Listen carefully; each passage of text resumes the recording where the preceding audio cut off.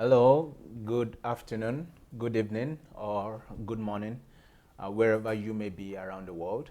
My name is BAMISAYE Victor, and I welcome you to the platform. And today's program is called Dear DSA. So I want to welcome you to the platform as you join. I can't see your name now, but I know you're already on to the platform. So please do well to invite your friends, do well to share, and please be as active as possible in today's program. You know how we do it. We keep it real, we keep it simple, but yet there's a lot of virtue that flows out. So today I'm with my regular guest and partner on the program. It's no other person but the man himself. Someone will call him the man of the moment. And you already know him. His name is DR.SUNDAY Adelaja. You're welcome, sir.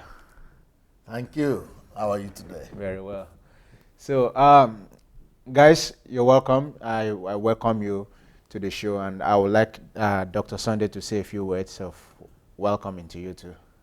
Yes, we're back to, this program where we read people's comments and letters, and try to connect them back to you, and for inspiration and for encouragement, and for you to know that you could experience the same transformation as well, turn your life around, and become fully the person that God designed you to become.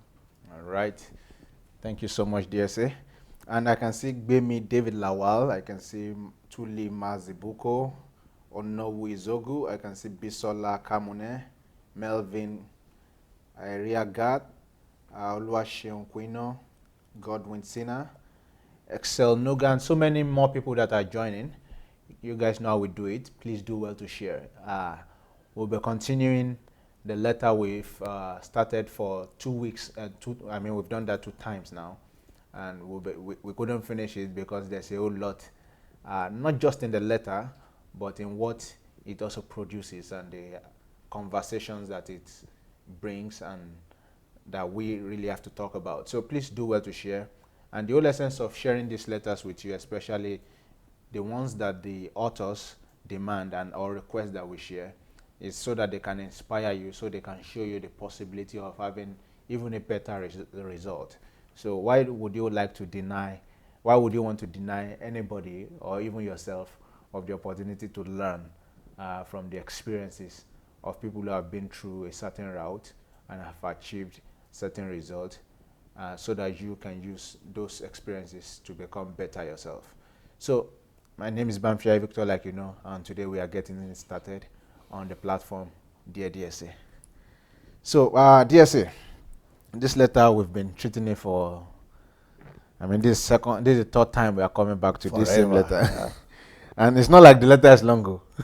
It's pregnant. Yeah, but it is pregnant. Yes, it is pregnant, and It is loaded. yes, and it touches an aspect that is very vibrant with our lives at this current age. Uh, the whole aspect of why are we on it and what do we do, what are we doing with our time, how do we spend it, do we do a job or do we have a work, so talking about all of those. And the author of this letter has been describing how the journey has been for her, why It will she be good to read it. yeah, I'm going to read till, it again. Okay, Yes. till where we are. Yeah, she's been describing how it's been for her, the decisions she's made. And so we'll continue now, but I will read from the first week, from beginning, and we'll continue from where we stopped the last week. All right. So, hello, DSA.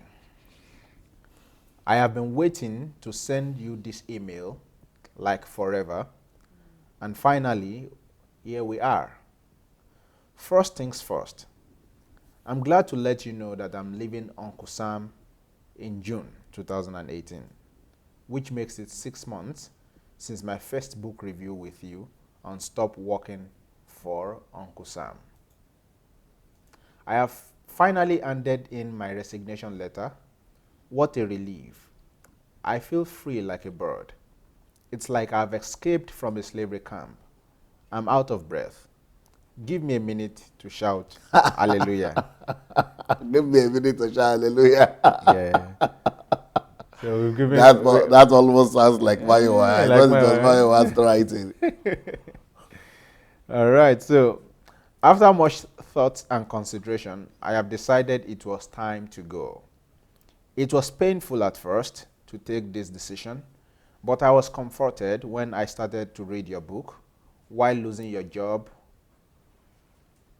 is the Best Thing That Could Happen to You. The first pages of the book changed my approach on this matter because anxiety almost wanted to take hold of me. This is the book, Why Losing Your Job. Yeah? Yeah, that's the book. Why Losing Your Job is the best thing that could happen to you. Why losing your job is the best thing that could happen to you. Yeah. Okay. Anxiety almost wanted to take hold of me. It wasn't easy at all, but when you think about it, I was frustrated, shattered, battered, and almost lost confidence in life because of being subjected to the system. Thanks to Uncle Sam. Yeah, the system here is Uncle Sam. And I have gained a lot of weight and even hated my physical appearance because it's like you cannot escape the system. So you lose confidence. So this work thing, this Uncle Sam thing is really torturing people. Yeah. You're showing people pepper. But I have somebody right here with me. I'm looking at the person right now who has come to be with us for 2 months. Almost 2 months going to stay with us here in Ukraine. I think that is only because she's a business person who works on herself or for herself. So she could actually afford to come and say, you know what? I want to do what I want to do, what is in my heart. And that's because she's not, working for Uncle Sam. But this, so I can understand where this person is coming from and, the pain of, just being tied down. It's like a wild animal that is being, chained down to a tree. It's like, it's a mysterious mystery, lifestyle that is happening to people like that. Mm-hmm. And you lose yourself into the system and you're trying to look for yourself. You can't find yourself, so it becomes even more of a mystery. But the aspect of adding weight or gaining weight, that is a new thing for me because I would not normally associate the gaining of weight to work condition. I didn't know that the work condition could actually affect people, and especially women, to the extent of just being so, because when you begin to gain weight, it means that you are totally depressed. Either you are depressed or you are tired fighting, and you just resort to eating and you cannot control it. So to losing yourself, you could say. So I thought that normally it would be a family condition or personal life situation that makes ladies to gain weight. So this is a new thing for me. I'm getting to have some to learn from this one, that actually situations at work can really torture people to that extent. That's a new thing, and I'm happy to get to know about that. Yes, one of the demographics that this really affects so much is the Japanese people, because the Japanese people work so hard for Uncle Sam. But they are losing weight. No, not necessarily. Rather than gaining. That depends, because when depression sets in, it could either be weight gain or weight loss. For everybody. For anybody. So it depends on the peculiarities of that particular person. So it could be weight loss or weight gain. So, but you just notice this is not conversant with this person, because the person also could be so depressed that he doesn't even eat, doesn't do anything, has apathy altogether. So, but we didn't start that comment from the right place, right? Yeah, but I'll still go back to reading the letter. But you just made such comment, a comment on the weight gain. Okay. Yeah. So, which just to buttress the point that when people get fed up and with the system, they get depressed actually, and that could lead to quite a, a, a lot of other symptoms. You know what I've heard about, and I was talking to one gentleman here after the HMT, and what I've heard about is that a lot of parents, black parents, in the UK especially, or in the US, who are immigrants, because they are coming from other countries and they need to survive, and especially when they are single parents, so that they, okay, this particular person was telling me that growing up in the UK, that the mother is always saying after work that, you know, I'm so tired, please, and she will say, I'm coming to mom. I'm saying, mom, we need to do this. Mom, you know, my little girl, my little sister, go and take care of her. I'm so tired. You know, so that is another challenge that, you know, especially these women without husbands, or even with husband, because husband is at work, and, you know, she is at work, and then she comes back so tired. She says, I just don't have the power, I don't have the energy. And then some of them have to go to church. Oy. That's what Uncle Sam does for people. Just kills them. That's why Nigerians now who are abroad sending money home, they are always angry at the people they send the money to, because they're thinking they don't really appreciate their sacrifices. So a lot of people vent their anger right now on social network and talking about how frustrated they are at the ingratitude of people at home. Yeah, because they don't appreciate the work that is they just see the money and they think it's coming for free, or probably from some sort of tree. All right, so I'll continue reading the letter. Yep. I will start from, I was frustrated, shattered, battered, and almost lost confidence in life because of being subjected to the system. I have gained a lot of weight and even hated my physical appearance because it's like you can't escape the system, so you lose confidence in yourself. You don't really have a say when you work for him. When you work for Uncle Sam? Yeah.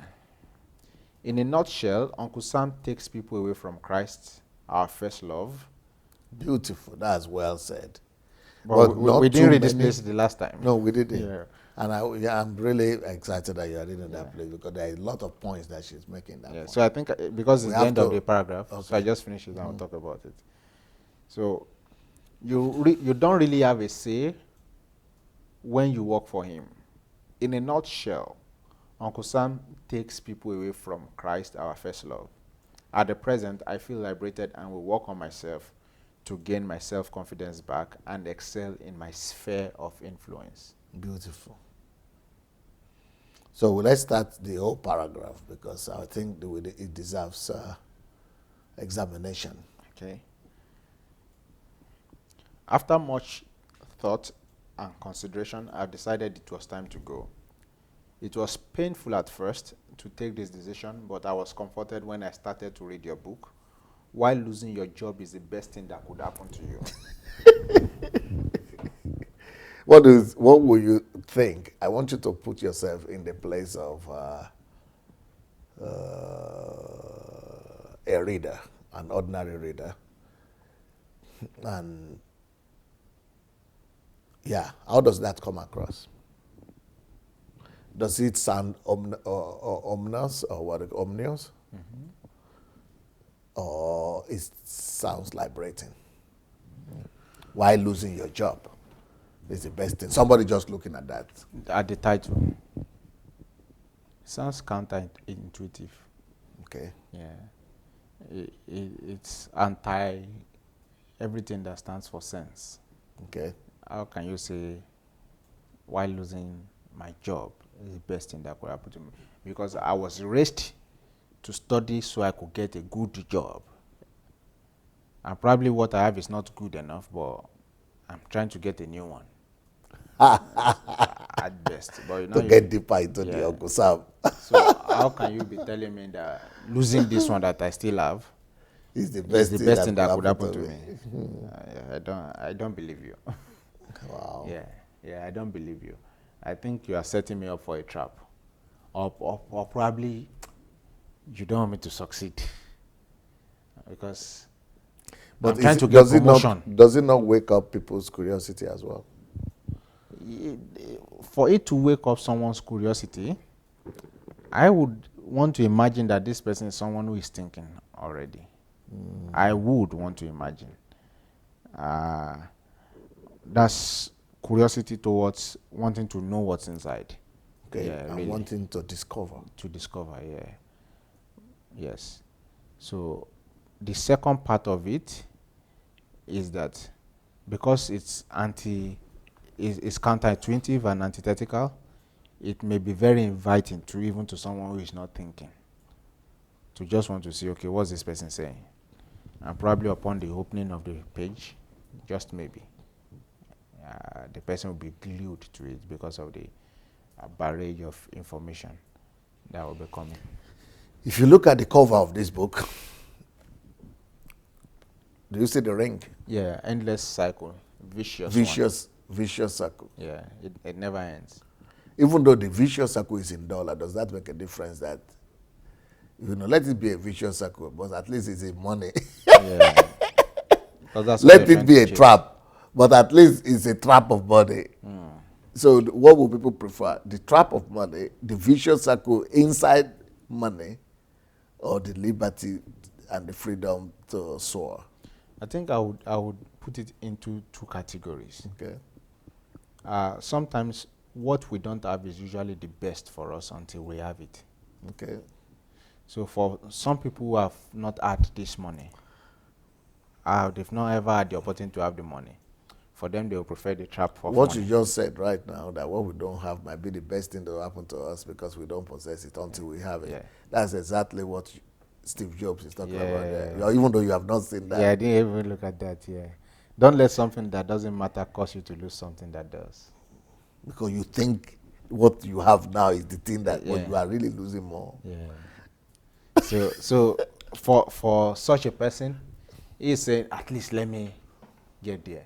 But with this, if someone has the perspective of what's in this book, even from when he doesn't have the money yet, it will enable him not run within a closed circle, but turn a circle like this to a straight line, but and then chart his own course. If you look at the Nigerians who are going to night vigil to pray for passports, to pray for visas, who are going to Libya and things, they know that that's a vicious circle. But they say, but let it be vicious circle, but it's a vicious circle in dollar. Let me be rolling there. It's a trap, yes. I know I'm in a trap, but that trap is a chain. It's like a handcuff. But let that handcuff be golden. It's a golden net. Would it be the reason why? Because I've spoken to a lot of Nigerians on this, and many of them seem to agree or even allude to the fact that many Nigerians would prefer to live in a jail in the United States than to be a free person in Nigeria. In Nigeria, yes. A lot of people say that. And the same thing, it might not be really jail. Like, for example, when I was studying here in the 80s, 30 years ago, a lot of people who got scholarship to study abroad, like myself, we forfeit their scholarship because they had opportunity. We were traveling to England those days without visa. So they would just go there and be working as gatemen, guards, things like that, cleaners, but they will be getting pounds. But they lost the scholarship. Now they are all in their 50s and 40s and 50s and 60s, and they are still gatemen. And now they are all saying, we know him, we know him, we used to know him. That's their biggest pride. But I will tell you that even me, I was tempted. Because they were thinking that they will still go back. They will just make money and still go back. But they don't know Uncle Sam. The deception of Uncle Sam. That other woman is, why that person is writing that letter. When I was younger, immediately I finished secondary school, a woman invited me to come and be teaching in a secondary school. She was my primary school teacher, or she was daughter to the proprietor. So my mom, and she offered to pay me, but my mom made sure I did not accept payment, but just go there to serve. But it's just now that it's making full sense to me. Exercise, yeah. Because what she said to me then was that by the time I start getting the money, I may not want to go to school. But now it makes real, absolute sense. She's a very wise woman. Yeah. So I just go there to serve, and probably she gives me money for transport, but not salary. So, but now what she said then, these are memories that they don't always stay. But the moment you just said that, I remembered what she said. But unfortunately, she herself worked in Uncle Sam. Yeah, but she didn't know Uncle Sam concept now. She just knew that you were a young man and she didn't want you to lose your youth or those things. But normally the parents in Africa always think that, okay, they are already trapped. There is nothing they can do about their lives. But their children should not repeat. Should be better. Yes, that's what people in Africa normally think like. But how can we change this concept now? The mindset of our people to not prefer a vicious cycle just because it is dollar. What can we do? We have to let them know that there is something greater than that dollar inside them. That the potential and the resources that are inside them, we should have to help them open their eyes to see those potentials. That the resources that are inside them, they are actually already wealthy. I have one of my books, but it's in Russian language. It's called "You Are Already Rich." That "You Are Already Rich" is all about that helping people to discover. I did an HMT about that one time with the students. Wealth, yeah. Yes. So if we could help people to unleash the resources that is in them and help them to even understand it and to open their eyes to those resources that are inside them. There was last month, I think, I had an interview with a lady from Namibia. Yeah, the doctor. Yeah, the doctor. She sponsored herself to even abroad, even though she has 2 kids or so at home, and she has a house and things like that. But, it was very enterprising what she did. And that is about somebody who has managed to see, what is inside her or what is inside him is actually greater than any amount of dollar that is out there. But we don't pay attention to that kind of training. Not in our school system, not even in our family, but in our family homes. Because nobody else, tells you that you are actually richer than the thing that anybody could give you from outside. That what is inside of you is much more valuable and precious, and that it is that which is in you that produces and attracts things that are outside. So, but it has been established in almost everybody's mind that for them to survive, they've got to depend and rely on something coming from outside, which is the biggest challenge. But this book will really help people to see the opposite. All right, so the book we're talking about is why losing your job is the best thing that could happen to you. I believe that will be displayed on the screen so you can see exactly what it looks like. There's one other book that I think you would like to talk about just before we continue. Is it Stop Looking for a Job? Yeah. Joblessness is a blessing. Does it sound the same? Yeah. It sounds so counterintuitive too. Yeah. But are you sure people will not confuse the two? On the peripheral, yes, they will. Or they could? Yeah, they could, yes. They could is a better word. Okay. So why losing your job is the best thing that will happen to you. That's one. Yes. But this one is stop looking. Is it because there is a job here and there is a job here that people could confuse the two? Yes. So probably this one is for somebody who is still in the job or has just lost it. Yes. And this one is for somebody who is not yet in the job. Or who is a graduate or yet to be employed. Yes, or to be a graduate even. Yeah. Maybe still a student.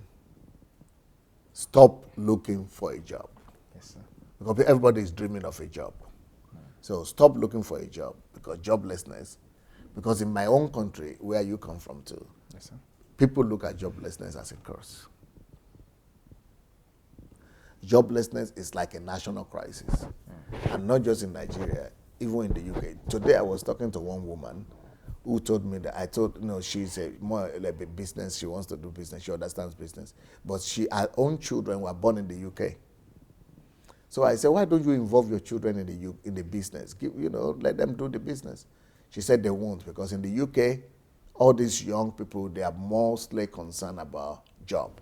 They just want to get a job. The whole system has conditioned them. In the UK, it's not business that is number one priority, it's job. So, because the system has brainwashed them and made them to think like that. But this book will tell you that joblessness actually is a blessing. And if you see any government, either in Africa or in Europe, they have laid emphasis so much on job that you would think that the whole purpose of a government is to make people get jobs. But that is coming from capitalism and capitalist orientation. Ideology. Yeah, ideology, because the capitalists are the people who form government. And they need you to work for their companies and for their systems and to keep the system running. They want the statistics. And you will be thinking that they are doing you a favor. Whereby what they really pay you is about 1/10 or 1/20th or 1/30th of what you make. You are the horse. You are the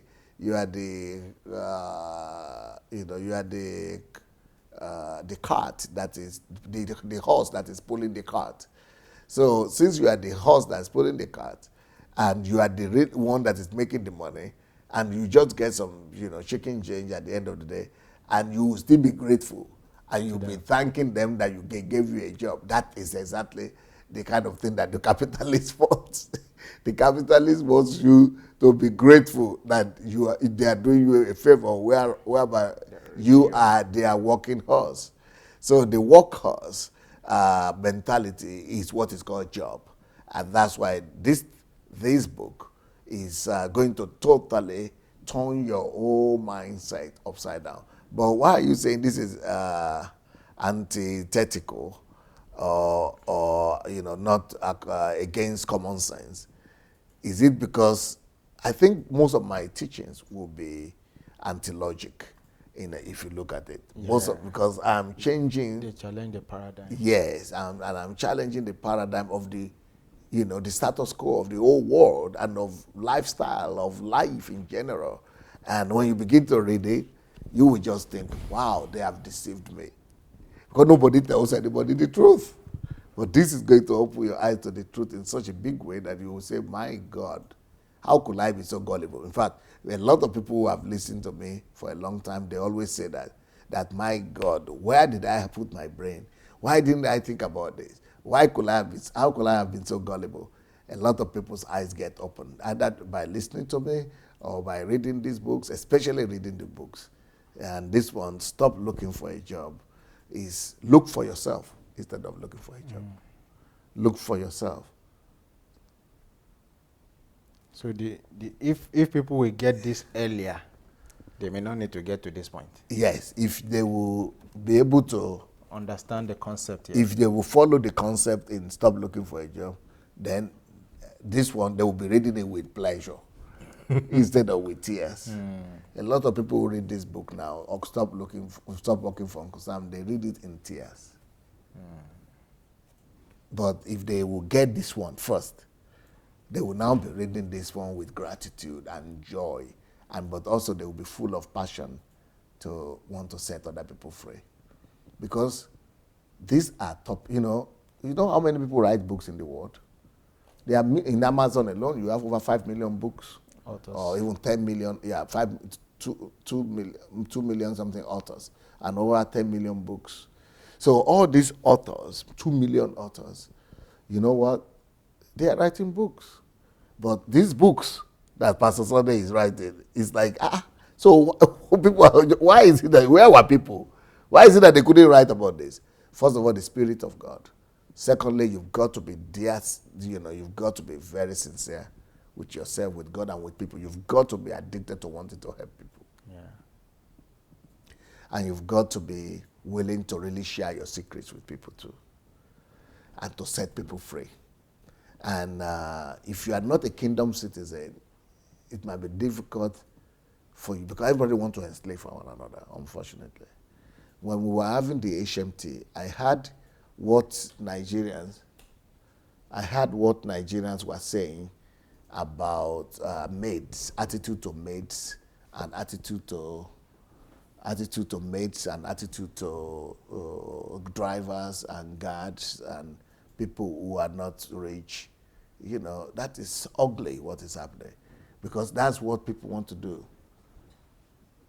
That's what people want to do. They want you to be enslaved by them if you are inferior, if they feel you are inferior to them one way or the other.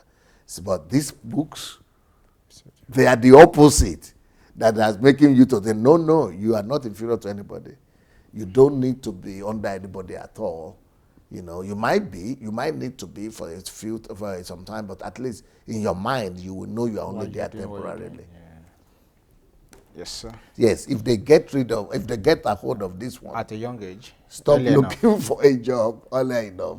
Maybe not a young age, but early enough, then they would be able to avoid the stop working for Uncle Sam. All right. So Uloma Peace Ogbonaya is asking a question. How can I get the book? I am in South Korea. No problem. Just write to DSS books at gmail.com. You will see the what do you call it? The writing that are under the, is it advert? Okay, yeah.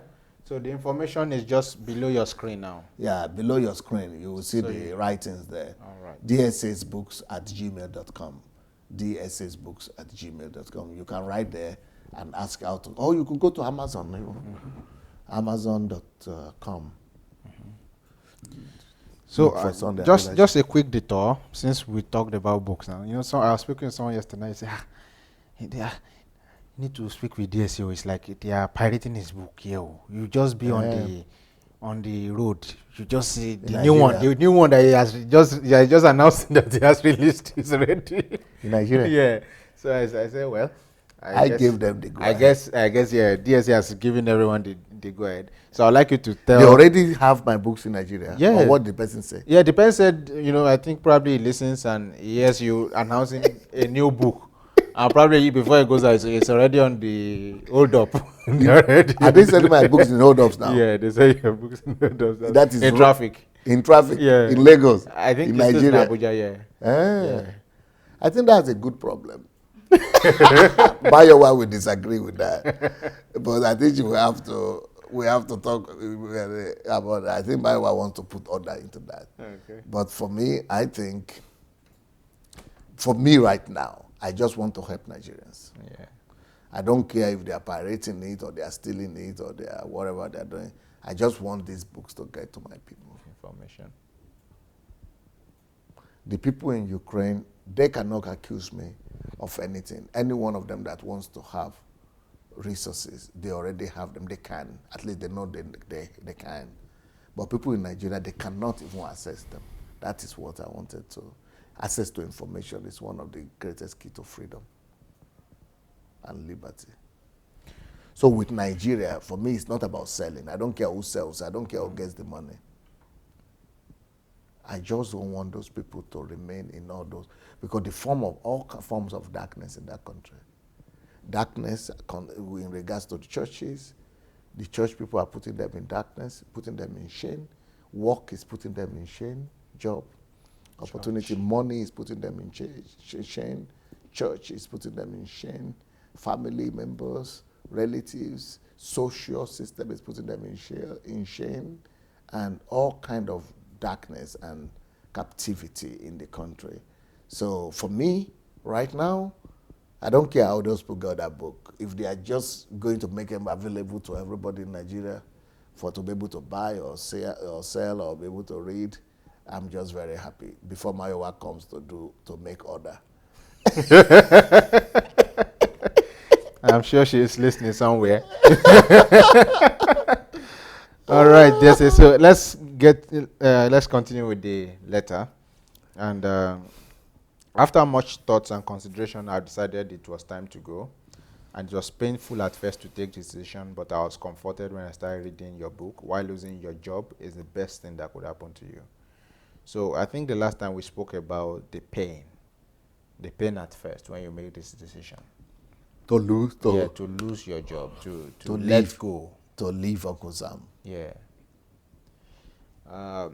Did she talk about any pain there? Let's Yeah, hear that. she said it was painful at first to take this decision. But I was comforted when I started to read your book. Why losing your job is the best thing that could happen to you. Right. So then what does she say after that? Comfort. Okay. Yeah, she received comfort. So she got delivered from that pain. Yes. Through that book. Yeah, through the book. So I think what happened was she was reading Stop Working for Uncle Sam. Okay. So she made the decision to stop working for Uncle Sam. Okay. But there was a pain.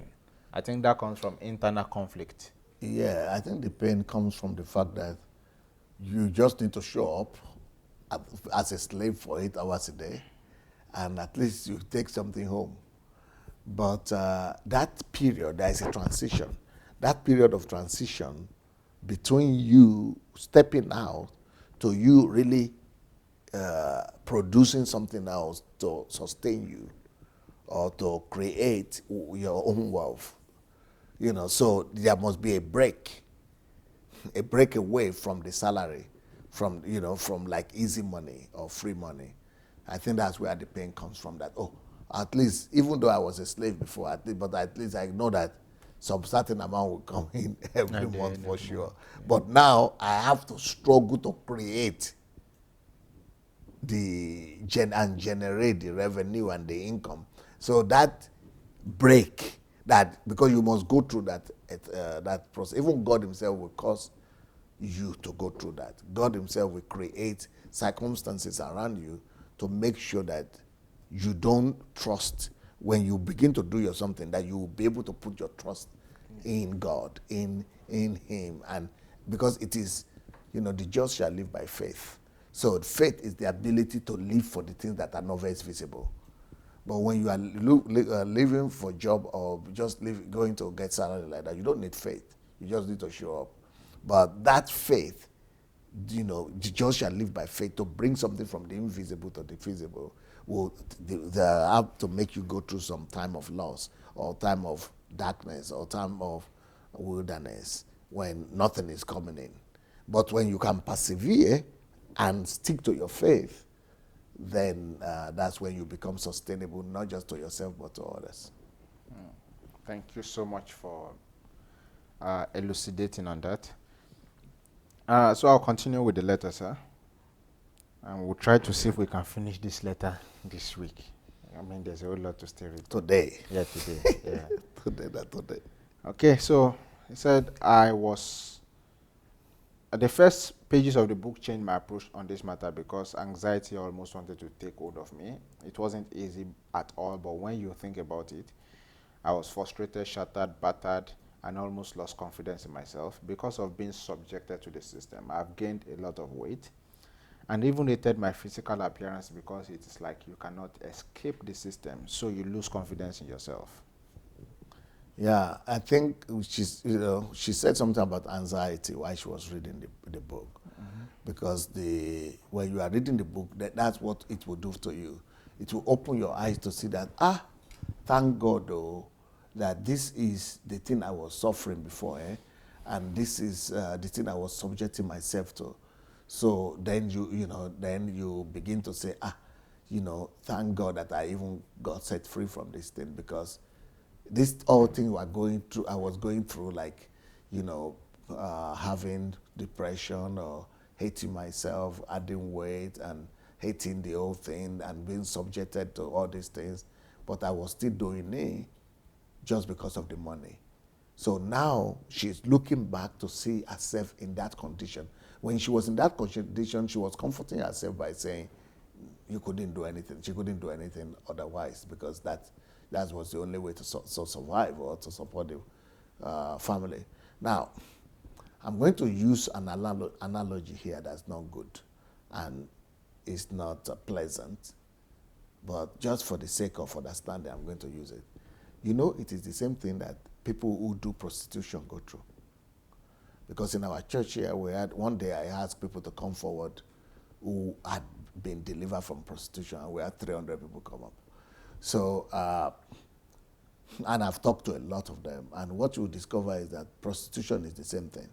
They making money through it, and they hate, they first of all hate it or hate themselves, but because the money is coming and they don't know any other way to survive, they begin to pacify themselves and to convince themselves that, you know what, I need to support the family, I need to support the children, they need to pay the parents, I need to do this, and they just forget as time goes on.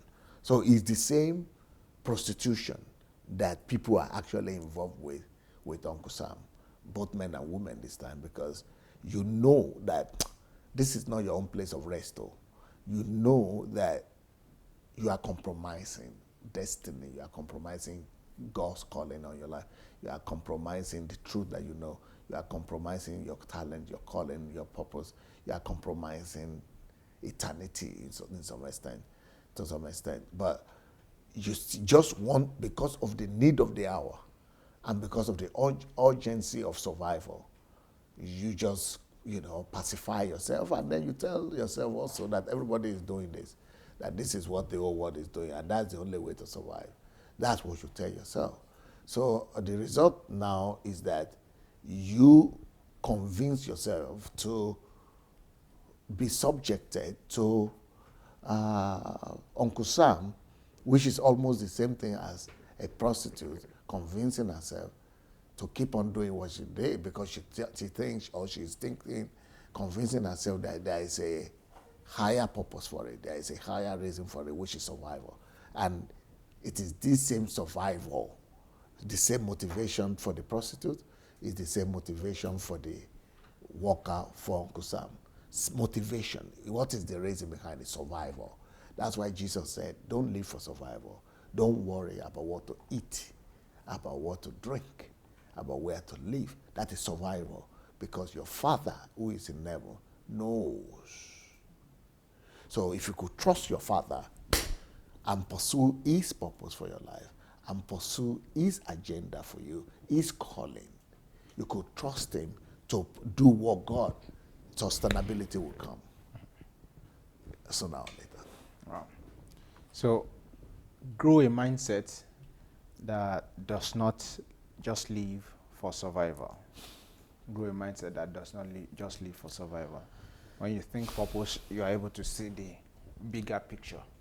Do you think that philosophy could ever take ground in Nigeria, where survival is a matter of life and death? I think gradually. But if God is the same in Nigeria, and if God is everywhere, the same everywhere, I think we need to take what we call faith in God to another level. The faith in God that people exercise in Nigeria is more like faith in going to church every Sunday to worship and ask for some empirical things. But the faith in God that I'm talking about is the practical, daily working faith that will make them to trust God, that I will do his will, I will pursue his purpose, I will do what he wants me to do, and I know that he will be there for me. I will jump, and I will know he will catch me down there. So, and I will continuously step out and walk with the invisible God. That's called faith, because I know he's there. So that faith is actually what has made every other person that has ever made it in any area and in any endeavor. It is the same faith that they needed to have to step out. Either it is Thomas Edison, or it is Albert Einstein, or it is Tesla. Every one of them needed to get to this place of faith where they had to risk stepping out, even at the cost and the price of depravity, not having something that they could have otherwise had if they had not stepped out. But because of because they are seeing a town, or like in the language of the Bible, a city that is not built by the human hand, they are seeing it. That is that city of faith. That is that reality of that they want to bring forth. That faith is what makes them to step out and leave their comfort zone like Abraham did, and really pursue that invisible city that they are seeing ahead of them. Everybody should be living by that invisible city. That's what it means to live by faith. The just shall live by the invisible city that he is seeing. It doesn't have to be like city, I mean invisible product, invisible reality, invisible services. There must be some things that you know you are called to do and you are called to pursue. The better future, the better good for yourself, for other people that you are seeing ahead of you.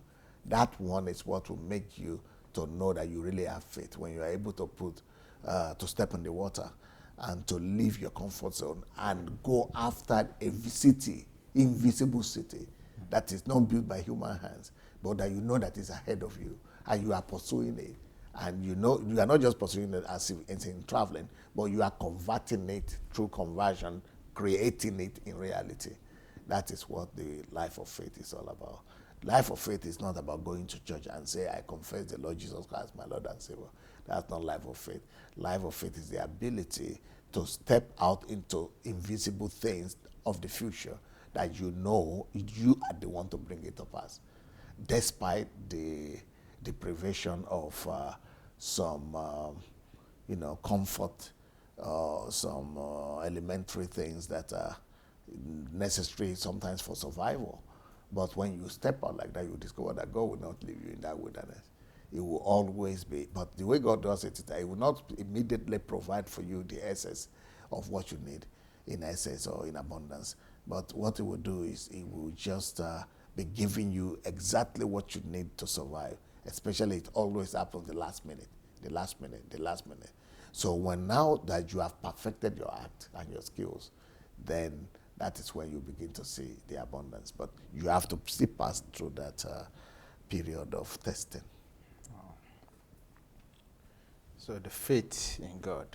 Yes, it's the not faith in the invisible. It's not religious faith. Yeah. It is the faith in the invisible, In the because invisible. God Himself is invisible. Yeah. Because for you to say you have faith in God, you've got to be able to believe in the God you don't see. You've got to believe in the invisible God, so, and walk with Him. So it's the same principle, that principle of faith that makes you to live for something that is not visible by seeing it and walking to convert it and bring it to reality. Because you are the one saying it, and what you are saying, it is real. So you pursue it and then use labor, work, patience, perseverance to bring it to the visible world. And the whole concept of transformational relationship, like you always say. Transformational, yeah. Yeah, transformational relationship, like you always say, is to be able to become whatever it is through God. So if you can... Whatever it is that God is, that God is in God. And is in God. And then you can become that and be able to apply the same principle to building on earth, a legacy and a life on earth. And that's how you bring the kingdom of God to the earth as it is in heaven. But that kingdom is always invisible, but you make it visible by your work and and effort. I think something would interest you here. Okay. Idara, I'm completing him. Idara, yes. She said, and this is the order of DSA's YouTube series that was recommended to watch to be able to really grasp the concept. So she gave the number from 5, 4, 7. No, give 8, the number 6. to them, because people are even asking me, what are the numbers? How do we follow the order of the number? I'm sure some people want to know that order right now. Can you repeat it? All right. So Idara is recommending Series 4, Series 5, Series 7. On YouTube. Series 8. Yes, this on YouTube.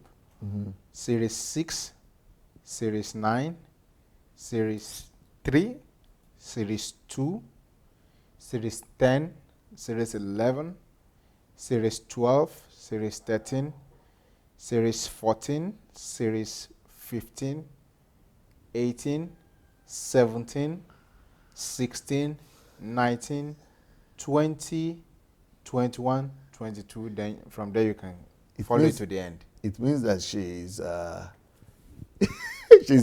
she must have listened to everything for her to be able to. Yeah, to come up with that. Yes, for her to be able to, confidently recommend like that. Yes. So she gave that, and I think it will help you guys to go through that. All right, so I'll continue with the letter, and I think this one is the one you've been waiting for. Okay. It says, in a nutshell, Uncle Sam takes you away from Christ, our first love. At present, I feel liberated and will work on myself to gain my self-confidence back and excel in my sphere of influence. The first thing I would like you to explain, and which of course is a concept in your book, is what you call the 7 spheres of influence. Yeah, I would like you to. But is it not about the Lord Jesus Christ you were saying there? Yeah, but before you go there, I would just like you to mention about the 7 spheres of influence. Yes, everybody has his uniqueness, talent, gift, potential, resources that God has given to everybody. However, if you want to begin to address those spheres of influence, areas of interest, they will be in the thousands, maybe in the millions, spheres of influence. But when I read sociology and anthropology, you will discover 2 things in sociology and anthropology, especially in sociology. They will tell you that the most effective environment to work with people and get the maximum, the optimum result, and to communicate your thoughts and ideas to them is to work in a group of 10, maximum 12. So not more than 20, but 10 is the optimum. 10, 12. So, but that's on one hand. So everything you need to minimize them. So when you talk about spheres of influence and of interest that people could go into, you also have to, the optimum way for people to be able to catch it in their mind when it comes to spheres of influence is 7. That's the optimum. That is the whole society itself could be broken down into 7 spheres of influence. Yes. So and those 7 spheres of influence will be spiritual and social, which is church. That's where you have religion, church and all that. Church. So, but church and social are only one sphere of influence. So, when you now see Christians, what you discover that Christians are all living in the church, serving in the church, and doing everything in the church. Whereas the whole earth could be divided into 7. So what we now do, we concentrate on trying to save one sphere. Everybody is engaged in one sphere of influence, whereby we just neglect the whole 6. And Jesus has said, until this gospel of the kingdom is preached as a witness to all nations, which means to all the rest of the 6 too, it will not come. So what we will do is counterproductive. So that's why pastors must preach to their members that they have to go out of that one sphere of influence into all and infiltrate all other spheres of influence. That is where, the discovery of purpose and of potential is coming. So you have to discover what you have burden for, what you have passion for. So the second sphere of influence that you want to talk about that is influential on people is political or government, politics and government. So there are people everywhere, especially when you take a church. There are people in that church that have burden for what is going on in any country, either their country or wherever, where that they don't like. And they are the ones who go and fix it all. But what they end up doing is simply to just complain. Most of them just complain. They end up just complaining. So instead of you just complain, that might have been your burden. So why don't you just change it? Why don't you just, go ahead but pastors don't encourage because they are afraid that if they go to that sphere of influence, they will lose them here. So they want to keep human beings as resources, as cows, as herdsmen or cow owners keep cow and cattle and say, okay, this is my wealth.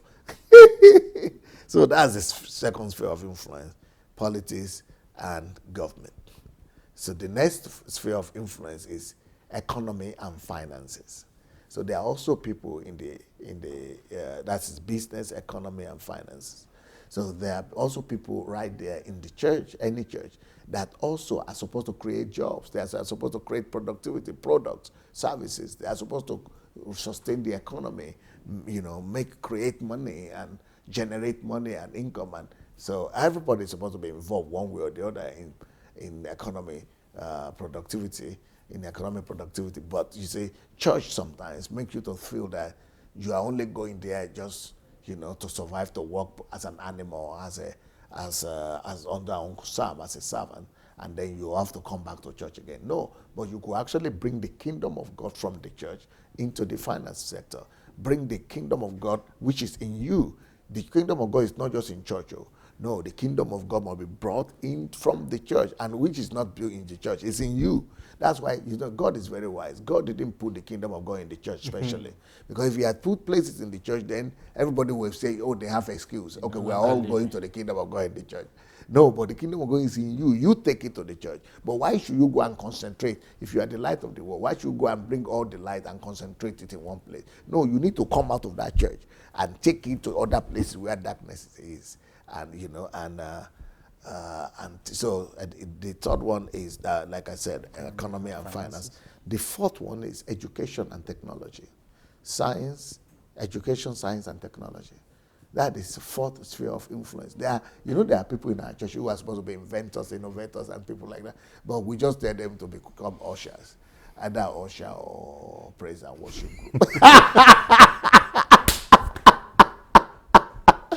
We just keep them with the usher and praise and worship. If you complain, they will say you are not spiritual. You are secular. You are secular.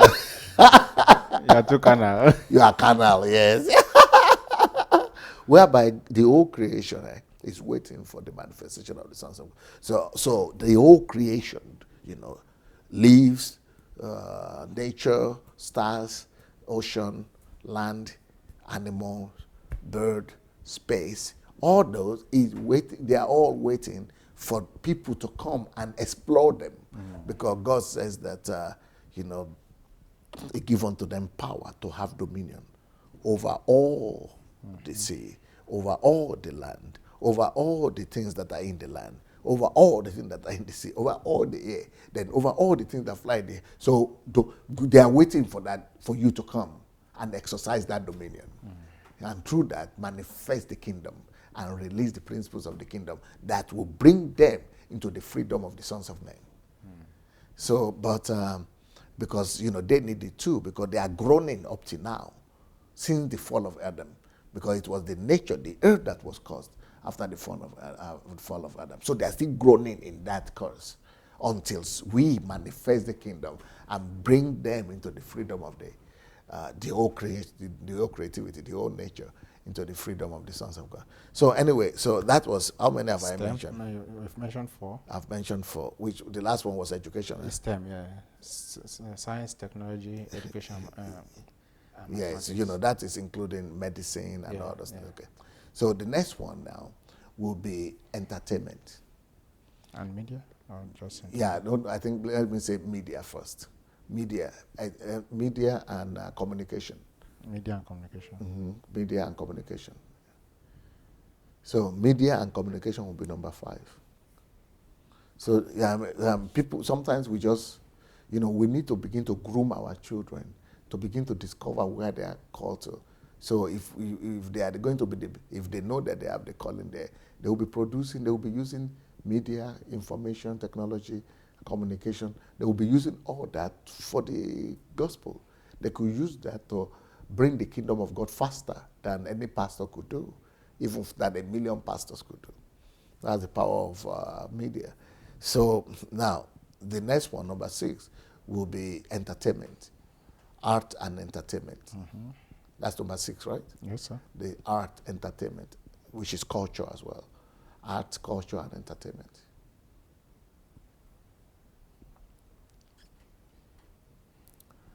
And the last one will be sports. Sports. Sports is a big sphere of life too now. And God would like to also, use it for. So if you are going to take all spheres of life, they fall into one of those 7 spheres.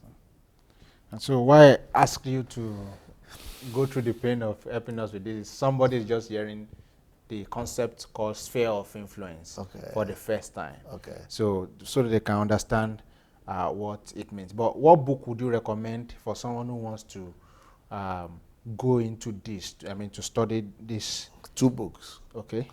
Church Shift and Kingdom Driven Life. Especially Kingdom Driven Life. Okay, sir.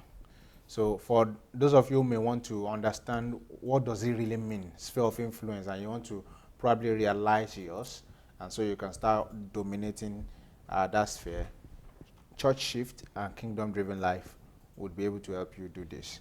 And I think there's a manual for Church Shift. For Church Shift, yeah. That they could use called to study. Church Shift Guide, yes. Church Shift Guide. Yeah, they could order for it on Amazon or even by writing to DSAsbooks@gmail.com. Yeah. Because with Church Shift is just so bulky. The information in it, and that it takes technicality to study it. But the guide has been provided so that you can use that guide to study it. And in fact, many people have also used that guide to be able to build materials to fit into specific needs. Yep. Sometimes for children, sometimes for group of people, or sometimes for in workplaces, and they've been able to use that to build materials that are needed to fit into certain systems. So Church Shift and Kingdom Driven Life, I think these 2 books will help you understand the spheres of influence. All right, sir. So I would like you to comment now on in a nutshell, Uncle Sam takes people away from Christ, our first love. Yes, because Christ cannot be your first love if you are really committed to Uncle Sam. There is no way you can claim that Christ is your first love, because if Christ is your first love, you'll be pursuing his kingdom. You'll be working first of all for him, for his purpose, for the thing he created you for the advancement of his kingdom. So if that is, or unless you are combining your work with the kingdom advancement, that's number 1. Number 2, for Christ to be your first love, you've got to look into what you give most of your time or most of your day to. And if you are working for Uncle Sam, most of your day doesn't belong to you, not to Christ. It belongs to your master, the person who pays you that salary.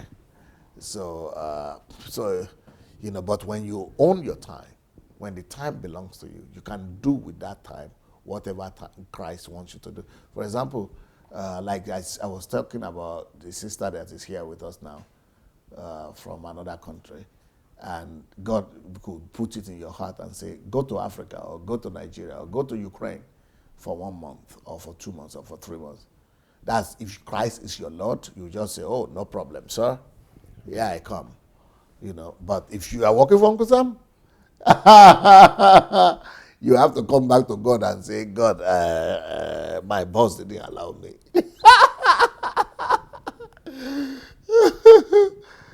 And you could say, oh, God, help talk to my boss, let him allow me.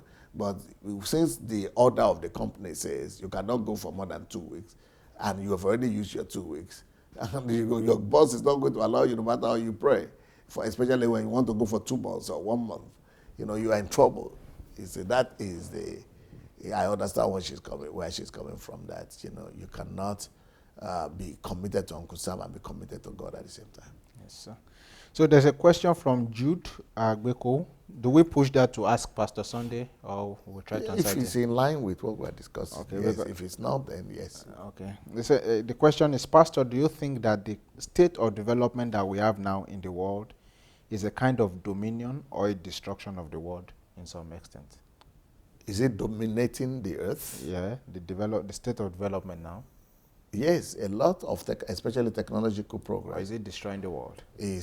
I think it's more of dominating, especially in the last 200 years. It's called the Industrial Revolution age.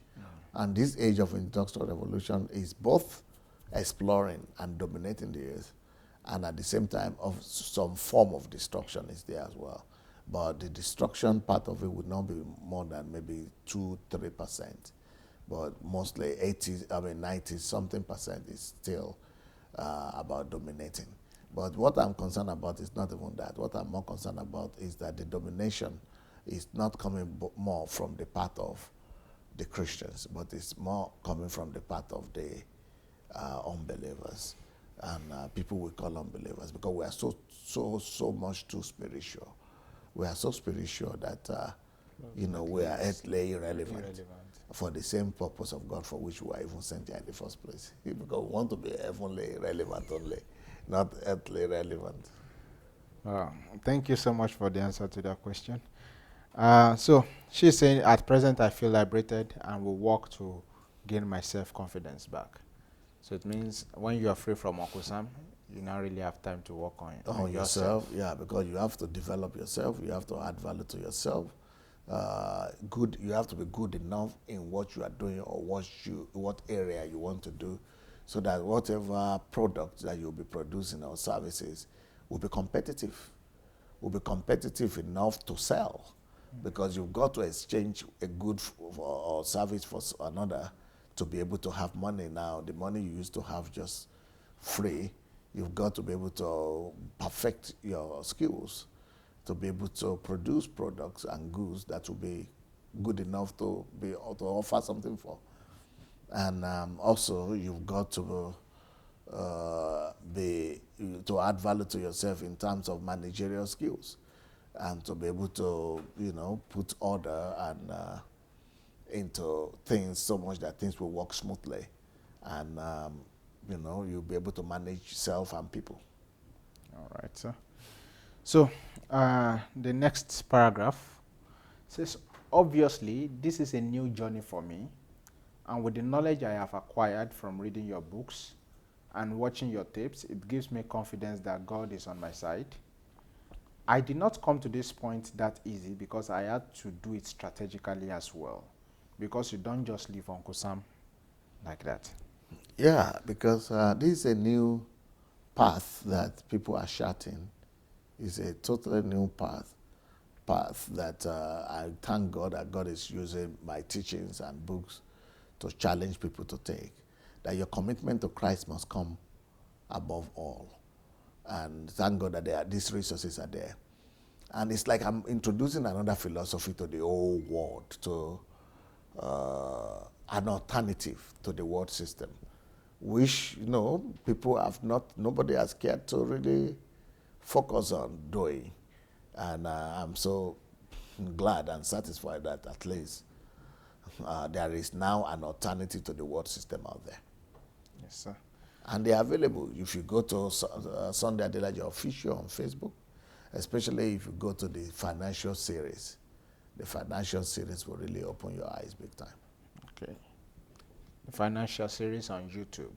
So please, guys, the YouTube page is Sunday Adelaja Official, and there are a whole lot of teachings there. I mean, that could last you for as long as 4 years. The rest of it depends on how intense you want to listen. Yeah. Okay. It could last you for the rest of your life if you want. All right. So the next paragraph. Because we have 10,000 hours there. If you want to be listening to 3 hours a day, that will take you 10 years. That's 3 hours a day. So, but if you want to listen to 6 hours a day, that will take you 6 years. It will reduce it. So, so it's a lot of. If you want to listen once a week, it will take you 100 years. All right. So, the next paragraph says, I also believe I am ready to feature on Kingdom Fruit. Beautiful. Because one of the objectives that I set in January was to exit Uncle Sam's system for 6 months. This is a new dawn, and my story will inspire more Africans in diaspora, because we are mainly affected by the strong establishment of Uncle Sam on this side of the world, Yeah. it is nearly impossible to let him go. But the proof is that the books you wrote helped to face my fears. You know, when you hear of people like this who are actually reading the books, not just like a novel, but who are actually reading these books to improve their lives, and who are actually taking action and, working on improving their lives, and they are seeing the result, it wants to make you think that your efforts are not in vain after all. And that, for me, that's the best compensation. Some people come on my platform and say, oh, he wants to sell his books, as if I'm making money from the books. If you know how much money I'm losing just by producing the book, you will be shocked. I don't even get back 10% of the money I spent on producing the books. So just for you people to know, people who are saying that I am making money from the book. No, it's sacrifice. I'm actually using the book to be a source of blessing to other people. That's what I do. I'm not making money from it. I don't even make, like I said, I don't even make 5%, or less of 10% from the sales of the books. It doesn't come to me. I don't even, I only spend money on the books for you people to be able to get it. So if I'm spending money on the book, you can spend money also to get it, to buy it for yourself. So, but thank God for someone like this who is actually using the knowledge she's getting to turn her own life around. And now that she's changed, she'll be able to use it to also turn the life of a lot of people around. Yeah. And so if you believe that a lot of DSA's teachings has inspired you to be better in one field or the other, and you like to share your story, you like people to know you, just write to us on the platform, and the team will be ready to take you through the steps, and so that you can feature on Kingdom Fruit or any other program that aligns with the story you would like to share. Here we like to hear the story of others because we believe that it creates a ripple effect. Or they could even write a letter like this, Yeah. so we'll read their letter. Yeah, or you could write a letter like this if you are camera shy. This one will be for those who are camera shy. But for those who don't mind facing the camera, I think would like to hear them. Yeah, Live. I think those ones should just write to the team, and would make the arrangement to get you to speak to others, because we believe it creates ripple effect. You know, one of the beautiful things about other people telling their stories, is that it's in the power of communication and language and connection. There are certain people who will listen to me, and after 2 minutes, listen to me. they just take it away. Yeah. But when it's Hanu, they want to listen. Yeah. Well, maybe the Style. thickness of his voice, the style, the story, Yep. it just goes that way. And so just imagine maybe either of us is deciding not to share our story. We'll be denying the people. There is somebody that only you can listen to. Yes. Only through you could get it. Yes. Yep. And so that's the same thing that happens here, and that's why your story is so powerful and it matters to us, and we want to hear your story. All right, so the next paragraph says, right now, I have 15 projects on my list that I'm working on. Beautiful. Mainly business related and various investment opportunities that I have seen Beautiful. where I live. Thanks to Money Won't Make You Rich. This book, again, is the formula to become a millionaire. Money won't make you rich. Yeah. This book, again, is the formula to become a millionaire or billionaire. Yep. Money is multiplied using mathematical formulas. Right. I got Not by claiming it by faith. I got that now. So as for me, no more seed sowing to any papa or mama. For prosperity. Yeah. The sowing seed for prosperity before. Yeah. No. Is there no more seed sowing No, to any that's papa too or bad. mama? Talk less How can you of. be sowing seed for prosperity? Is it talk less of prophet's offering? Yeah. I'm done. And she's laughing out loud. So To become millionaire or yeah, billionaire, the you are sowing prophet offering. the mystical approach. Mystical. You know, there's something in Nigeria, sir. There's a concept, especially for students who are writing exam. They call it Miracle Center. So what happens in Miracle Center is you go there if you've been failing exam or you want to write it at one attempt. So they make some sort of corrupt permutations for you. Either by you will not write the exam or somehow, but you will pass. So however they are going to do it, your own is just that you will pass. And so that concept is now closely related with what we do in the church now, where we promise people results But without we knowing. call church too Miracle Center. So I'm looking at the close knitness and relationship between that, the two of them. They just promise results without process, without you going through, without you being able to replicate how the success came. You know? Yeah, that is like getting something for nothing. That is like bypassing the process just to get results. How to get something for nothing. How to, that is what Nigeria church is all about. They will tell you that you will become this, you will get your miracle this week, your breakthrough is coming, this time is your breakthrough. Without process. What is the process? How is it going to take? So I'm going to write, I've written a book actually, I'm going to publish it, how the Nigerian church is bringing economic crisis to the society. No, not Nigerian church, how the church is bringing economic crisis to society. I mean, because they are bringing economic crisis now. and there's a trend with the multiplication of churches. Poverty is increasing. Why? Because all the people go to church, they are being taught wrong concepts, and so they are spreading laziness, they are spreading indulgence, they are spreading insolent or indolence. They are spreading lack of, just not lack of productivity of goods or services. Instant gratification is what they are spreading. And instant gratification is when you bypass or you want to get something without a process.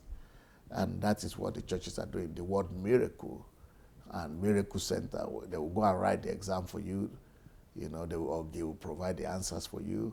And the most important thing for you just to get the result. The same thing the church is doing. Miracle Center churches, whereby you don't need to go through the process. And that leads to 419, that leads to fraudulent schemes, like Ponzi schemes, MMM kind of mentality, 419. That is all generated from wanting to get instant gratification and getting something for nothing. Just anything that makes it to bypass this process is 419, is Ponzi schemes. It is what the church is doing, unfortunately. The get rich quick syndrome. Schemes, yeah. And it destroys the mind and the moral fabric of the society. Yep. Unfortunately. So as for me, no more sowing seed to any papa or mama, talk less of prophet's offering. So this concept of prophet's offering or papa or mama, if it was working, Nigeria should have the highest number of millionaires or billionaires in the world. But it's quite contrary. Is it because it's not working or because we can't call God a lie? Because it is delusion. First of all, it's not the word of God, so God cannot God cannot confirm it. God can only confirm something that is in line with His word, and because its integrity is at hand. So each time they always say, by sowing is how you get rich. God would never confirm it. And that's why the countries that practice that will become poorer and poorer by the day. So Africa will only become poorer by the time they go by that, because it's by that philosophy, because it's anti-nature of God. And not only that God will not confirm it, even nature will not confirm it. And then when you are just sowing money to pastors and GOs to get rich, You are not producing anything, so you go hungry or you will steal. And if you are stealing, you will still go poor, and the whole country will still go poor because one person is producing, you are claiming or you are stealing from the production of one person, and all the rest of the 10 are not working, they are not producing anything. So no matter how much that one person is producing, it will still be less than where a country where all the 10 are producing. So, so it's anti-nature itself. And there is no way poverty will not come. It will always lead to poverty. When a large percentage of the population are claiming or believing or just sowing, nobody is producing, no matter how much faith they have, it is against nature. If one only is producing and getting the same salary as all other countries are getting, one, and they are supposed to be 10, and the whole rest of the 10 are sharing that one something, and in another country, all the 10 are producing. Even without praying, nature itself proves it, that it is those 10 people where they are working that will be richer and will be running from Africa to Europe because they are all working instead of praying. Yeah, and one of the verses they quote, they are going through the process. Yeah, one of the verses they quote to justify that is in Genesis, where it says, "And Isaac sowed in the land, yes, and received in the same year 100-fold." Yes, but he sowed real fruit, real seed. He went to cultivate. He went through the process. He sowed. What does he mean by sowing? He didn't just show up in dress and give money to Paul, or his father. No. He went to the field. He got the instruments and tilled the ground and planted and cultivated the earth. Let's be doing that kind of sowing. If we will do that kind of sowing, Nigeria will prosper. Yeah. That is process sowing. Yes. It is not faith sowing. Yeah. He didn't give money to anybody. Yeah. He planted, he worked, and it went through the process of production. And he received the fruit of his labor. Yeah. The reward of his sweat. He's not looking for instant gratification. Yes. And so you look at everyone who we regard as biblical heroes. None of them was laying down and expecting some manna to fall from heaven. As a matter of fact, the moment Israel got a land, manna ceased. And that is a symbol of things to come for us. Yeah. That we should never, ever live on miracles. And we should never, ever expect that God will provide for our needs without us working for it. So, anything that happens in the Old Testament is a symbol of things to come. God is trying to teach us a lesson about how in the New Testament we should live. So in the New Testament, it means that we should walk with our hands, just like they walk in their hands when they go to the promised land. Yes, sir. So I think we'll be finishing this letter today. It depends on you. Yeah, this is the last paragraph. Said, on a serious note, do you know the main thing people are looking for in life is money and material things? Just as money provides protection, trust me, if you ask people what they need, they will tell you money. I'm so glad that I'm no longer a slave to money, but now a master over it. I can't pretend that I have arrived, but we are on a journey and learning from great minds like you. Life can only be better. I look forward to hearing from you soon. Well, people might be thinking that money is the main thing in life, and without money you cannot do anything. Can you believe it that for the past 10 years, my accounts have been under blockade? I am doing everything I'm doing by faith, which means by faith, what you have in you is greater than what you have outside. It is what you have in you that produces and brings to physical manifestation the physical things. And people must be retaught and reprogrammed to know that the reality inside them, the invisible reality of faith, is stronger than the physical reality of money. That's why the Bible says in 2 Corinthians 4:18 that those things that we don't see, they are eternal. And things that we do see are temporal. So what the money, those are things you see, they are always temporal in relations to the invisible thing you are seeing in you. If I had waited to have money, I wouldn't have had all these books. I wouldn't have been doing all these live broadcasts. I wouldn't have been having this influence. I wouldn't have been having all these people talking DSA all over the world. If I had waited for Even when I came to Ukraine, I only had $20 in my pocket. And see what came out of it. I mean, it's a whole world of. I was just 19 when I came to Russia. I didn't even have anything. I didn't even have $1 when I came from Nigeria. But but I had something inside. It is what you have inside that is eternal. Your condition, temporary, will change many times. You have money sometimes you not have. But if you constantly live by the invisible reality of God that is in you, then things will always come to you as well. And you often say money is a good servant but a bad master. Very bad. What made you come to that conclusion? First of all, it's a common adage in 18th century, 17th century America. There's another one like that says that the wealth of the poor man is diligence, is labor. So, and money is a good servant in the sense that we are not created to have money command us.